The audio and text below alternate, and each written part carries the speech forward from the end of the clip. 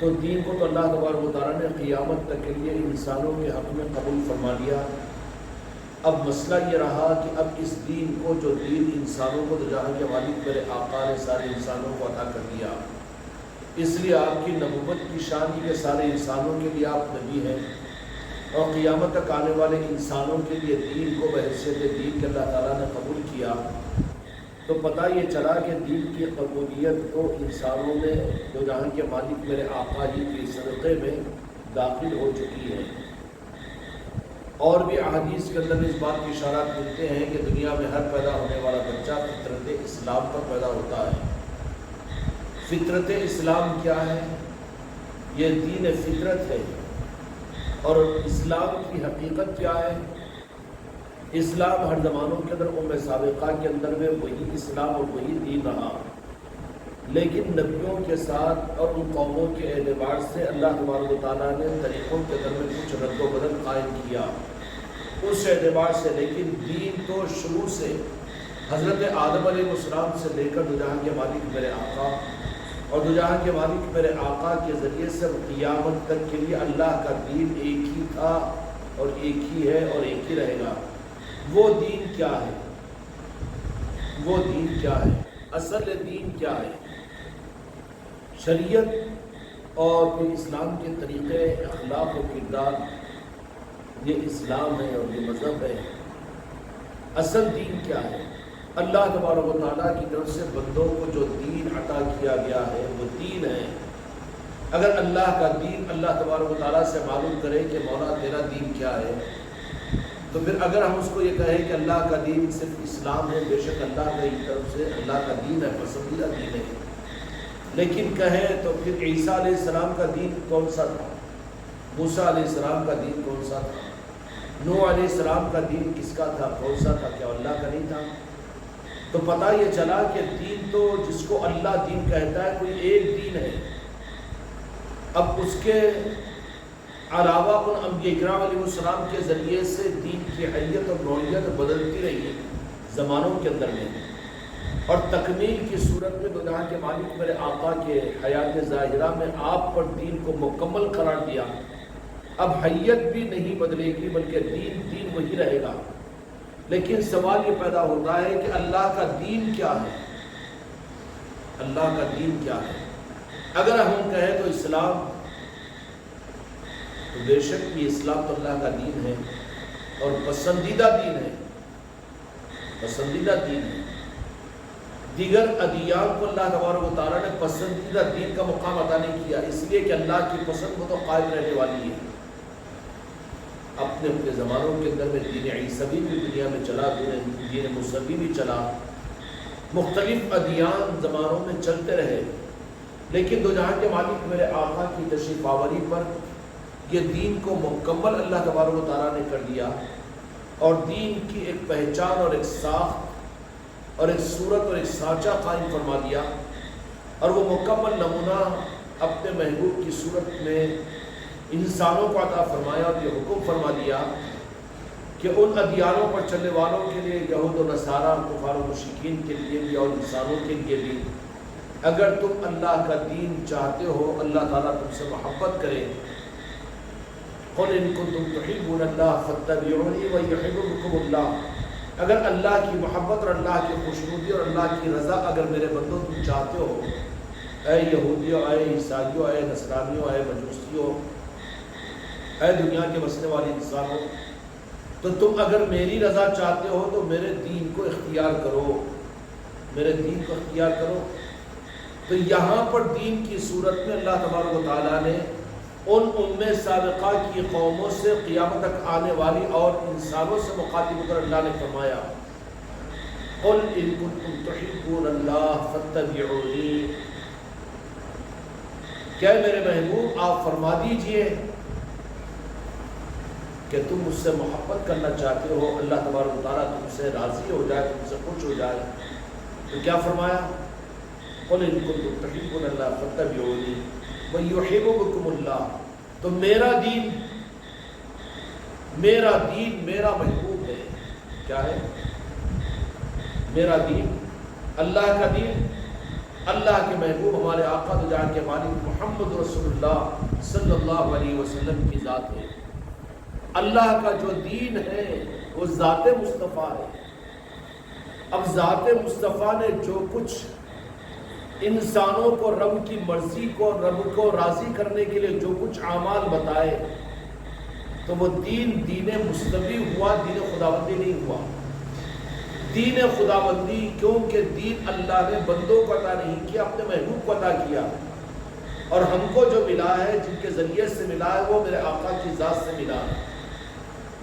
تو ہمارے لیے دین مستوی ہے، اور خدا کا دین ذات مصطفیٰ ہے۔ جو انسان دو جہاں کے مالک میرے آقا کی ذات سے محبت کر لے اور میرے آقا کو راضی کر لے، ناراضگی سے بچ جائے گا، وہ دین خداوندی پر ہے۔ اور جو قومیں دین خداوندی کے بالمقابل میں ہیں، دین خداوندی کے مقابل میں اپنے نبی ہی کے دین کو نہ سمجھ کر وہ لوگ یہ سمجھ گئے تو ہم تو موسیٰ علیہ السلام کے ماننے والے، ہم تو عیسیٰ علیہ السلام کے ماننے والے، اور ہم کو خدا کا وہ دین جو اپنے محبوب کی صورت میں اللہ نے عطا کیا، اللہ کا دین کیا ہے؟ ذات مصطفیٰ ہے۔ اہدنا الصراط المستقیم، مقربین اور پیران پیر غوث اعظم کی تفسیر کے مطابق، حضرت عبداللہ بن عباس رضی اللہ تعالیٰ عنہ کی تفسیر کے مطابق، صراط، اہدنا الصراط المستقیم، یہ ذات مصطفیٰ ہے۔ تو اس معنی کے اندر میں اللہ کا جو دین قرار دیا ہے، اللہ سے پوچھو کہ یا اللہ تیرا دین کیا ہے، تو اللہ تبارک و تعالیٰ نے قرآن مجید کے اندر میں اشارہ با اشارہ سمجھا دیا کہ میرا دین میرے محبوب کی محبت اور میرے محبوب کی ذات ہے۔ جو اس دین کو حاصل کر لے گا، اللہ تبارک و تعالیٰ اس سے راضی ہو جائے گا۔ جو اپنے نبیوں کے دین کے مقصد اور اس کی حقیقت کو نہ جان کر وہ نبیوں کے دین پر قائم رہا اور میرے محبوب سے یعنی میرے دین سے اگر دور رہا، تو کسی موسیٰ علیہ السلام کی قوم کے کسی فرد کو بعد کے زمانے میں موسیٰ علیہ السلام کی شریعت پر چلنا اس کو نجات نہیں دلائے گی۔ عیسیٰ علیہ السلام کی قوم میرے آقا کی ذات کو چھوڑ کر عیسیٰ علیہ السلام کے دین پر چلے اور دعویٰ کرے کہ ہم بھی تو عیسائی ہیں، ہم بھی تو انجیل کے ماننے والے ہیں، یا یہودی اور اسرائیل یہ کہے کہ ہم بھی تو موسیٰ علیہ السلام کے ماننے والے ہیں، اور قوم نوح اور نوح علیہ السلام کی قوم، وہ قوم جن کو نوح علیہ السلام نے تعلیمات دی اور صحیفے عطا کیے، جس کے اثرات نوح علیہ السلام کی قوم، ان کی کثیر تعداد اس ملک کے اندر میں برادران وطن اور یہاں کے ہندوستان کے رہنے والے غیر مسلم ہیں، ان کے پاس وید جو ہے یہ اصل میں حضرت نوح علیہ السلام کے ان صحیفوں کا کچھ عکس اور نقل ہے۔ ان اصلی چیزوں کے اندر میں انہوں نے اپنی مرضیوں سے راجاؤں مہاراجاؤں نے اور اسی طریقے سے ان کے سنت اور پنڈتوں نے اپنی طرف سے اس میں ایک چیز کو لیا اور 10 چیز کو ملا دیا، ملاوٹ کا اور مکسنگ دین بنایا۔ لیکن جو حقیقت تھی وہ آج ان ویدوں کے اندر میں کچھ نہ کچھ موجود ہے، لیکن بعد والے وہ جانتے ہیں کہ ہم دھوکہ دے رہے ہیں، اس لیے کہ ڈپلیکیٹ مارکیٹنگ کرنے والے اس بات کو خوب جانتے ہیں کہ اصل چیز کم ہے اور نقل اس میں زیادہ ہے، تو حتی الامکان یہ کوشش کریں گے کہ اصل کی رخ سے انسانیت واقف نہ ہو، بلکہ اسی کو اصل سمجھا دیا جائے گا، اصل کو چھپا دیا جائے گا۔ ہوگا کہ نہیں ہوگا؟ اصل کا پتہ ہی لگنا نہیں دیں گے۔ اور یہ اعتراض ہم زیادہ کیا کریں شد و مت کے ساتھ میں، لیکن ہے ضرور۔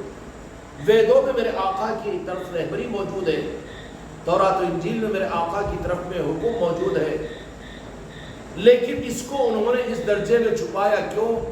کہ وہ جانتے تھے کہ ہم نے جو اس کے اندر میں گورکھ دھندا اور کالا دھندا اپنی دکان اور اپنے مذہبوں کو چلانے کے لیے اس کے اندر میں ہم نے ملاوٹ ڈال دی ہے، اس ملاوٹ کو ختم کرنے والی ذات ایک آئے گی کل کی اوتار کی صورت میں، اللہ کے محبوب کی صورت میں، اور وہ بالکل حق کو حق، دودھ کو دودھ، پانی کا پانی کر کر رکھ دیں گے، تو نتیجہ یہ نکلے گا کہ جانتے ہیں کہ دنیا کے مکسنگ کا کاروبار کرنے والے دنیا دار کیا کرتے ہیں، ہمیشہ وہ اپنی مارکیٹ اور اپنا ڈپلیکیٹ مال تو دکھاتے ہیں، لیکن پرکھئیے اور جانچنے والوں کی نظروں سے بچانے کی کوشش کرتے ہیں تاکہ پہچان نہ ہو جائے، لوگ واقف نہ ہو جائے۔ ہوتا ہے کہ نہیں ہوتا؟ یہ اصول ہے، یہ ڈپلیکیٹ مارکیٹنگ چلانے والے۔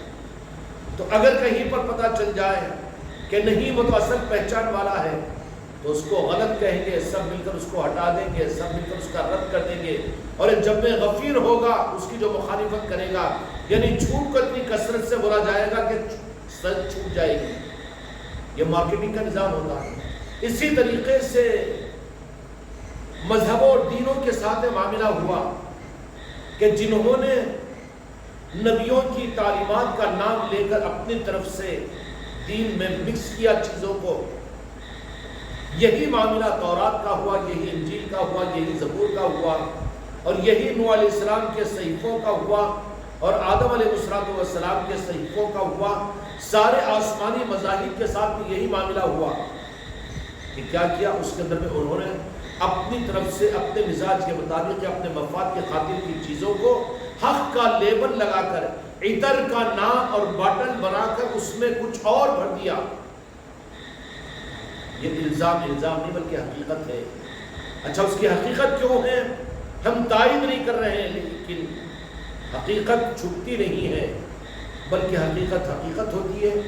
وہ آسمانی کتابوں میں آج بھی چھپا جانے کے باوجود بھی، چاہے وہ پنڈتوں کے پاس کے وید ہو، مندروں کے اندر پڑھنے والے اشلوک ہو، اور چاہے ان کی مذہبی کتاب ہو، یا اسی طریقے سے انجیل برناٹیکا ہو، اسی طریقے سے یہودیوں کے پاس توریت ہو، جو نام تو آج بھی موجود ہے، لیکن اس میں اپنی حقیقت کو چھپا نہیں سکتے، بلکہ وہ اس طریقے سے ایک پلان، اور وہ قومیں اس حقیقت سے عوام نہ واقف ہو جائے، اس کے لیے ان کی ساری کوششیں کہ تورات اور انجیل اور زبور حقیقت کو چھپانے کے لیے ایک عالمی پروپیگنڈا کیا جاتا ہے کہ اسلام تک قوموں کو پہنچنے بند ہو۔ کیوں؟ کہ ان ڈپلیکیٹ لوگوں کو معلوم ہوتا ہے کہ ہماری ڈپلیکیٹ مارکیٹنگ اگر یہ حقیقت تک پہنچ جائیں گے تو ہماری دکانیں بند ہو جائیں گی، لہٰذا ایک بین الاقوامی سطح کے اوپر یہ شروع سے پروپیگنڈا رہا ہے کہ لوگوں کو سب ہونے دو، سب کچھ قبول ہوگا، عیسائی یہودیوں کو برداشت کریں گے، یہودی مجوسیوں کو برداشت کریں گے، اور مجوسی کافروں کو برداشت کریں گے، کافر مشرکوں کو برداشت کریں گے، لیکن سب مل کر سب کو اسلام سے روکیں گے، قرآن سے روکیں گے۔ ادھر مت جاؤ، کیوں؟ کہ یہاں ان کو پتہ مل جائے گا۔ ذات مصطفیٰ کی طرف میں جانے مت دو، کیونکہ وہاں اگر پہنچ جائیں گے تو آنکھوں کی بینائی مل جائے گی، پھر ہماری قوموں کو ہم آنکھیں بند کر کے جو ڈپلیکیٹ مال نام دین پر اور پھر نام مذہب پر ہم بیچ رہے ہیں، تورات و انجیل اور زبور اور ویدوں کے نام پر، پھر اگر ان کو روشنی مل گئی تو پھر وہ دیکھ لیں گے کہ یہاں پر تو اصل چیز نہیں بلکہ اصل چیز کو پہچان لیں گے۔ تو پروپیگنڈا کیا گیا؟ ان کے ٹارگٹ پر کون سی چیز رہتی ہے کہ سب کچھ بھی ہے، لیکن سب مل کر، حالانکہ ان کے مذاہب میں زمین و آسمان کے اختلافات ہیں، کافروں کا عقیدہ مشرکوں سے نہیں ملتا، مشرک کافر سے نہیں ملتے، اور کافر عیسائیوں سے نہیں ملتے، عیسائی یہودی سے نہیں ملتے، یہودی مجوسیوں سے نہیں ملتے، بہت اختلاف ہے، لیکن پروپیگنڈا کیا ہوتا ہے؟ ہم سب تو ٹھیک ہے، دکاندار ہے، ڈپلیکیٹ مارکیٹنگ کرنے والے خوب واقف ہے، لیکن سب کی کوشش یہ ہوتی ہے کہ وہ اللہ کے اصل دین تک نہ پہنچے، اس لیے کہ اللہ کا اصل دین، دو جہاں کے مالک میرے آقا محمد رسول اللہ صلی اللہ علیہ وسلم کی بعثت کے بعد اب اللہ کا دین کہیں اور نہیں رہا۔ رہبری تورات و انجیل زبور اور آسمانی کتابوں میں موجود ہے، رہبری ہے، لیکن وہاں اللہ کا دین نہیں ہے۔ سمجھ میں آ رہی؟ اللہ کا دین تو ذات مصطفیٰ ہے۔ اب ان رہبریوں کو حاصل کر کے، اس لیے ہم یہ نہیں کہتے کہ تم قرآن مانو، بلکہ ہم عیسائیوں سے بھی کہتے ہیں کہ اصل انجیل کو مانو، اصل توریت کو مانو، ہم یہاں کے برادران وطن کو بھی کہتے ہیں کہ اصل ویدوں کو مانو، اس میں تحقیق کرو، اور تم ایشور کی طرف میں دھیان لگاؤ اور پرماتما سے یہ دعا کرو کہ تم کو وہ حق عطا کرے، اس کے لیے مراقبہ کرو اور اس کے لیے تپسیا کرو تاکہ تمہارے آنکھوں میں نور پیدا ہو تو تمہیں حق معلوم ہو جائے۔ مسلمان یہاں پر غیر دانشمندی کی صورت میں کہتا ہے کہ اے کافروں قرآن مانو، اے عیسائیوں قرآن مانو، اے انگریزوں تم قرآن مانو، تو بابا تو تورات نہیں مانتا نا، تو پھر وہ تیری کتاب کیسے مانے گی؟ پھر کیا ہے کہ رخ تو یہ ہے کہ تمہاری جو اصل کتاب، اصل تعلیمات ہے، ان تعلیمات کے اندر میں اصل جو رہبری ہے وہ اگرچہ کہ پہاڑوں کے اندر میں دبا ہوا حق کا ذرہ کیوں نہ ہو، لیکن ہر آسمانی کتاب کے اندر میں، ویدوں کے اندر میں ہر جگہ اللہ تبارک و تعالیٰ نے حق کی چنگاری کو رکھا ہے کہ وہاں پر پہچان ملے گی میرے آقا کی ذات کی، کیونکہ اب کہیں اللہ کا دین نہیں ہے۔ ایک زمانے میں تھے وہ اللہ کے دین، تورات، انجیل اور زبور، اور وہ بھی دین تھے، اور اس دین کا اللہ کا دین بھی یہ تھا کہ وہ سارا دین ان کا میرے آقا کی تعارف کے مرکز پر پہنچانے والا تھا۔ موسیٰ علیہ السلام کی ساری محنتوں کا خلاصہ میرے آقا کی ذات کا تعارف تھا۔ عیسیٰ علیہ السلام کی ساری زندگی کے تبلیغ کا خلاصہ میرے آقا کی ذات کی پہچان تھی۔ نوح علیہ السلام کی ساری 950 برس کی تبلیغ کا خلاصہ میرے آقا کی ذات کی طرف میں رہبری تھی۔ اصل دین تو یہی تھا نا، لیکن مسئلہ یہ تھا کہ اس زمانے کے اندر اللہ تبارک و تعالیٰ نے اپنے محبوب کو جو اصل دین کی صورت میں تھا، نبیوں کو واقف کروا دیا تھا۔ ہر نبی خدا کی قسم جانتے تھے کہ اللہ کا اصل دین ذات مصطفیٰ ہے۔ کیا ہے؟ ذات مصطفیٰ ہے۔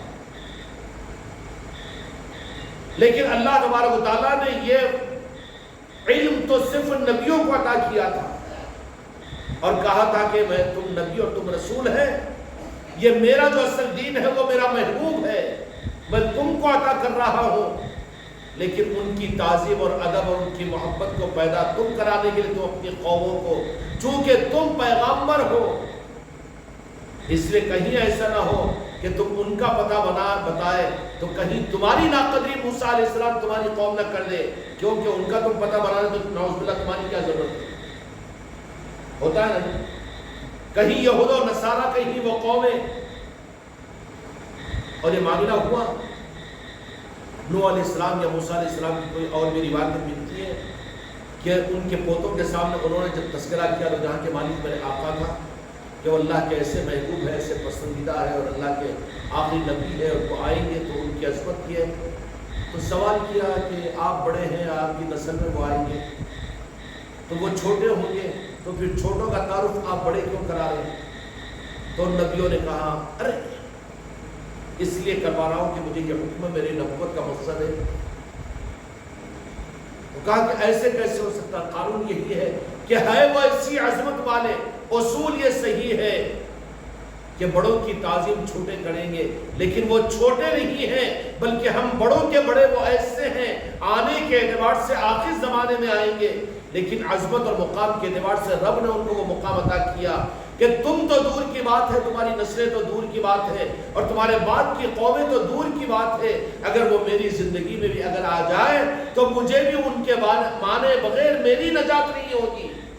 موسیٰ علیہ السلام نے کہا، نوح علیہ السلام نے کہا، سمجھ میں آئی؟ اب یہ بھنک ان انبیاء اکرام علیہ السلام نے کسی نہ کسی صورت میں، موسیٰ علیہ السلام سارے کے سارے انبیاء اکرام علیہ السلام ہمارے ایمان کے عقیدے کے اندر داخل ہے، ہر نبی اور رسول نے دین حق کے پہنچانے کا حق ادا کر دیا خدا کی قسم، اس لیے کہ تصدیق میرے مصطفیٰ نے فرمائی اور تصدیق قرآن مجید نے کی ہے، ہر نبی نے سچا دین انسانوں تک پہنچا دیا، اور یہ تصدیق ہم قیامت کے میدان میں بھی دیں گے اللہ کے پوچھنے پر، کوئی دو رائے نہیں۔ ہم نعوذ باللہ یہ الزام نہیں لگا سکتے کہ ان نبیوں نے کچھ حق کو چھپانے میں کسر رکھی ہے، بالکل نہیں۔ ہر نبی اور ہر رسول میں خدا کی قسم حق پورا اپنی قوموں تک پہنچا دیا، لیکن اللہ نے کہا کہ یہ جو خاص علم تم کو عطا کیا ہو، اگر آپ یہ کہہ دو کہ اللہ نے مجھے نبی اور رسول بنا کر تمہاری ہدایت کے لیے بھیجا ہے، تو پھر اللہ تبارک و تعالیٰ ان نبیوں اور رسولوں کی عظمتوں کو قوموں، کیونکہ ان قوموں کے لیے ان کی نجات کا صرف واحد ذریعہ اپنے نبی اور رسول کی تعظیم اور ادب تھا۔ اگر تعظیم اور ادب اور محبت نہیں کرتے تو پھر ان کی نجات بھی نہیں ہوتی تھی، خدا ان کو پھر کافروں میں شمار کر دیتا تھا۔ اس لیے ضروری تھا تو ان کی عظمت اور تعظیم بھی، ایک طرف میں نبی اور رسولوں کی عظمت اور تعظیم کی حفاظت اللہ تبارک و تعالیٰ نے اس طرف سے کریں کہ دیکھو یہ جو میں خاص علم تم کو، جو میرا دین ہے، جو میرا محبوب ہے، وہ میں تم کو عطا کر رہا ہوں، لیکن تم اپنی قوم کے سامنے اس علم کو اتنا زیادہ واضح نہیں کرنا، لیکن مقصد کے اعتبار سے اشارہ ظاہر تو کر دینا، اس لیے کہ ایک وقت کے بعد میں تم تو میرے پاس میں آ جاؤ گے، اے موسیٰ تمہارے زمانے کے بعد میں تمہاری قوم کو اصل دین ہونا ہوگا، تو ان کو میرے محبوب کے نعرہ پاک پر پہنچے بغیر اصل دین نہیں ملے گا۔ اشارہ تو کر دیا آسمانی کتابوں میں بھی اور انبیاء اکرام علیہ السلام نے بھی کر دیا۔ اصل علم انبیاء کو، رسولوں کو اللہ نے عطا کیا کہ میرا اصل دین کیا ہے، میرا اصل دین تو میرا محبوب ہے۔ آگے سمجھ، کتنے خوش قسمت ہو کلمہ کو مسلمان ہو، چاہے غریب و پھٹکر ہو اور چاہے گناہگار ہو، لیکن کسی مسلمان پر نظر پڑے، چاہے وہ نالی کے سڑک پر بیٹھا ہوا بھکاری کیوں نہ ہو، لیکن معلوم ہو کہ وہ کلمہ پڑھنے والا ہے، اس کی تعظیم کرو، اس کے ہاتھ کو لے کر اپنے سر پر رکھو، اس لیے کہ اللہ تبارک و تعالیٰ نے اس کو اصل دین کی پہچان عطا کی ہے۔ تعظیم کے قابل نہیں ہے وہ مسلمان، اس لیے کہ اللہ نے اس پر وہ احسان کیا جو احسان دوسری قوموں کو اور امتوں کو نہیں ملا۔ وہ انعام اللہ تبارک و تعالیٰ نے ایک عام کلمہ گو گناہگار مسلمان کو بھی عطا فرما دیا۔ نبی اور رسولوں سے اللہ تعالیٰ نے کہا کہ نہیں، منوانا تو ہم کو تم کو ہے، موسیٰ علیہ السلام، نوح علیہ السلام، عیسیٰ علیہ السلام، لیکن راز اور حق یہ ہے، ہم تم کو بتاتے ہیں کہ میرا جو دین ہے وہ میرا محبوب ہے۔ اہدنا الصراط المستقیم، سمجھ میں آتی بات کیا ہے؟ لیکن راز ان نبی اور رسولوں کو یہ بتا دیا کہ میرا جو دین ہے وہ میرا محبوب ہے اور میں اس کو اپنے وقت پر بھیجنے والا ہوں۔ اس لیے انبیاء اکرام علیہ السلام اللہ سے تمنا کرتے کہ یا اللہ وہ جو دین کی صورت میں تیرے محبوب کو تو بھیجے گا ان کی ہم کو زیارت فرما۔ تو سارے نبیوں نے تمنا کی تو کہا کہ اچھا اس تمہاری مقبول دعائیں اور تمہارے ان نبیوں اور رسولوں کی چاہتوں پر، ان سب کی چاہتوں کو پورا کرنے کے لیے اللہ کا دین جب اس دنیا میں آ چکا ہے میرے مصطفیٰ کی صورت میں، وجود مصطفیٰ کے ساتھ میں، میرے بھائی کیا مقام ہے میرے آقا کی عظمتوں کا، کون کیا کر سکتا ہے؟ سوچ سکتے ہیں وہ دین جب آ چکا تھا تو پھر نبیوں کی ان ارمانوں کو پورا کرنے کے لیے اللہ تبارک و تعالیٰ نے انتظام جو فرمایا کہ میرے محبوب تھوڑا سا آپ مکہ مکرمہ سے نکل کر، کعبۃ اللہ سے نکل کر بیت المقدس کو تشریف لے جائیے۔ سواریوں کا انتظام کیا گیا، فرشتوں کے جھرمٹوں کے اندر میں براق پر سوار کیا گیا، بیت المقدس پہنچایا گیا۔ وہاں تمام نبی اور رسول میں جسم و روح کے ساتھ موجود تھے، ملائکہ کی، فرشتوں کی جماعتیں تھیں۔ کہا کہ دیکھ لو میرے مصطفیٰ کی جھلک، میرے دین کو دیکھ لو، میرے محبوب کو دیکھ لو۔ اللہ نے ان نبیوں کو ان کی تمنا کے پورا کرنے کے لیے اور کیا تمنا، دیدار بھی ہو گیا۔ نہیں دیدار نہیں، بلکہ تم ان کی امامت میں نماز بھی پڑھو، کہ تم مقتدی ہو اور تمہارا امام بھی میرا محبوب ہے۔ جو نبیوں کا امام میرا مصطفیٰ ہو، اس مصطفیٰ جان رحمت پر لاکھوں سلام۔ کتنی بدنصیبی ہوگی اور کتنی بدعقیدگی کی بات یہ ہے کہ ہر قوم اپنے نبی کو، اپنے نبی کے متعلق میں چاہتی ہے کہ ان کا مقام بڑھے اور پھر ان کو عظمتیں ملے، ہے کہ نہیں؟ یہودی کیا کرتے ہیں؟ موسیٰ علیہ السلام کے نام کو بڑھانے کی کوشش کرتے ہیں۔ عیسائی کیا کرتے ہیں؟ زندگیاں قربان کرتے ہیں، پہاڑ پٹیوں میں زندگیاں برباد کرتے ہیں پوری، کیوں؟ عیسیٰ علیہ السلام کا نام بلند ہو۔ لیکن کتنی بدنصیبی کی بات ہے کہ اس قوم میں ایسے لوگ رہتے ہیں جو میرے آقا کے نام کے بلند ہونے پر ان کو حسد ہوتی ہے اور کم کرنے کی کوشش کرتے ہیں. میلاد کیوں مناتے ہو, صلاۃ والسلام کیوں پڑھتے ہو, اور اتنی تعظیم کیوں کرتے ہو؟ کوئی لیول ہے میرے مصطفیٰ کا معاملہ جن کی تعظیم نبیوں نے کی ہو؟ جب بیت المقدس سے میرے آقا دو جہاں کے مالک حضرت محمد مصطفیٰ صلی اللہ علیہ وسلم کی سواری پہنچی ہے تو تمام نبیوں نے کھڑے ہو کر استقبال کیا ہے. کیا کیا؟ اب اس کو کھٹکتا ہے مسجد کے ممبروں کے اوپر یہ اعلان کرتا ہے کہ سلام کھڑے ہو کر مت پڑھو. ہم فرض اور واجب تو نہیں کہتے, لیکن تعظیم والوں کی پہچان ہی ہے. نبیوں نے کھڑے کر استقبال کیا ہو, فرشتوں نے استقبال کیا ہو, جبرائیل امین نے اپنے پلکوں کو نالے پاک مصطفیٰ پر مسلا ہو. ارے بدنصیب مسلمان تو مسجد کے ممبروں سے ان کی عظمتوں کو کم کرنے کی کوشش کرتا ہے.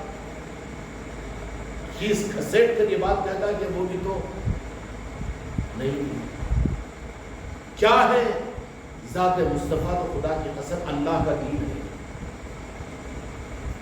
جو نالے پاک مصطفیٰ تک پہنچا خدا کی قسم دین کے دروازے پر پہنچا, اور جس کو نالے پاک مصطفیٰ پر پہنچنے کی توفیق عقیدے سے نہیں ہوئی وہ دین کے دروازے ہی تک نہیں پہنچا تو دین کہاں پایا وہ؟